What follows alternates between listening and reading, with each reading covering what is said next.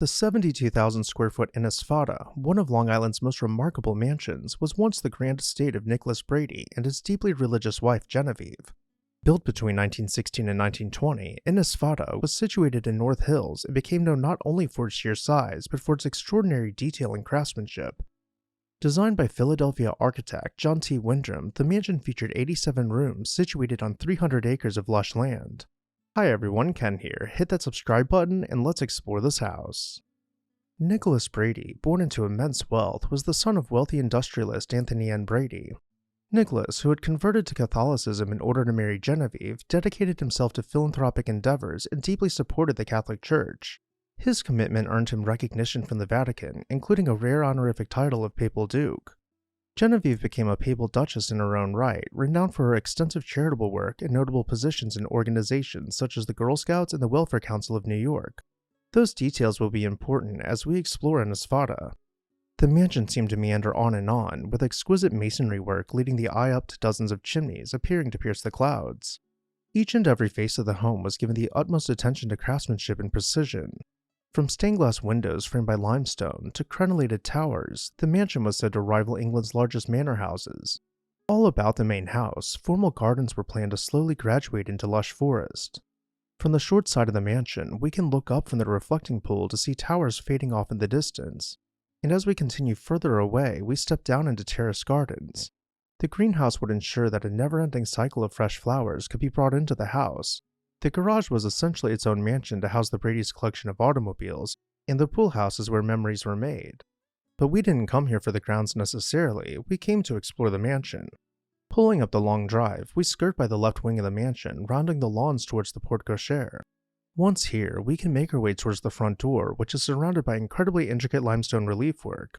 Heading inside, we enter the vestibule, where we are met with polished stone walls reflecting the flickering flame of the inglenook. Straight ahead and beyond a gallery, we find the grand staircase with deep steps almost making it appear stretched out. As our gaze continues upwards, we see vibrant antique European tapestries hanging on the walls. Now had we turned just after the vestibule, this is the view of the gallery we would have had, with rich oak paneling and a dizzying plaster ceiling barreling overhead. The first public room we'll explore is the Great Hall, rising nearly 4 stories to its peak. Once again, we find European tapestries hung on the walls and elaborate trusses supporting the ceiling. The scale of this room is simply so large that as we take several steps forward, nothing seems to change. Let's move another 20 or so feet in to get a better look at the fireplace, admiring the delicate detailing along the mantel. To truly appreciate how large the fireplace is, here we see Mrs. Brady entertaining the Pope in the Great Hall. Without the furniture, we lose reference for the scale. However, in this photo we can see the series of leaded bay windows beyond stone arches which allow this cavernous room to be filled with natural light. From here we'll make our way over to the billiards room, where I want to call special attention to the inglenook, where it's almost like you sit below the upper mantel to enjoy the warmth of the fire. From the gallery, we will make our way through the double doors to find the dining room. Clad in wood paneling, which is broken up by pilasters, our eyes once again drift upwards to find elaborate plasterwork framing an intricate ceiling mural. And as you can imagine, the Bradys had nearly 100 full-time staff members to take care of everything, including cooking their every meal. In breaking with the dark woods we've been seeing throughout, the drawing room or salon is painted in a creamy off-white. But as we find the library, we return to this rich dark woodwork and heavily striated polished stone. Not every room was quite as grand. The living room was set on a more comfortable scale for daily use, though it still boasted the same level of craftsmanship with wood-paneled walls and built-ins. Even the lesser salon was scaled down for comfort, though it would have been considered beyond grand in just about any other home from this time period. As mentioned earlier, Mrs. Brady was deeply religious, and to her this meant having a private chapel inside of the house. This is perhaps one of the more heavily embellished rooms where she was known to spend a lot of time. Carvings and paintings depicted everything from saints to the Stations of the Cross, and from Gothic tracery to wooden vines appearing to free themselves from the walls. Let's return now to the grand staircase and continue exploring from the second floor. As we reach the landing, we get a really good view of the artisan touches along the newel post and balustrade. Let's continue up. The first bedroom we'll see is Mrs. Brady, styled with a mix of new and centuries-old furnishings to lend to the aesthetic. Her suite came complete with a private bathroom and a dressing room.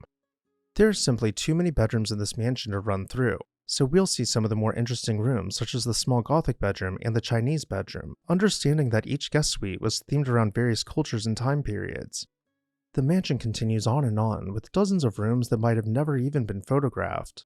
Following Nicholas Brady's unexpected passing, Genevieve donated the estate to the Jesuits in 1937. The mansion, with its intricate woodwork and vast chapel dedicated to St. Genevieve, initially served as a seminary and later, starting in 1963, became the St. Ignatius Retreat House. Almost no changes were made to the mansion other than changing out the furnishings to be more conducive to a religious retreat center. These color photos we are seeing were taken by the late John Foreman of Big Old Houses, showing just how spectacular the house appeared more recently. However, financial considerations led the Jesuits to sell Inisfada in 2013. After intense local efforts to preserve the mansion failed, the property was sold for development and demolition began in December of 2013. Today, the once magnificent estate is replaced by modern homes, marking the loss of one of Long Island's architectural treasures. And with that, I'll turn it over to you. Which part of this grand estate was your favorite? Let me know down below in the comments section. And while you're there, make sure you're subscribed so you never miss an exciting episode of This House.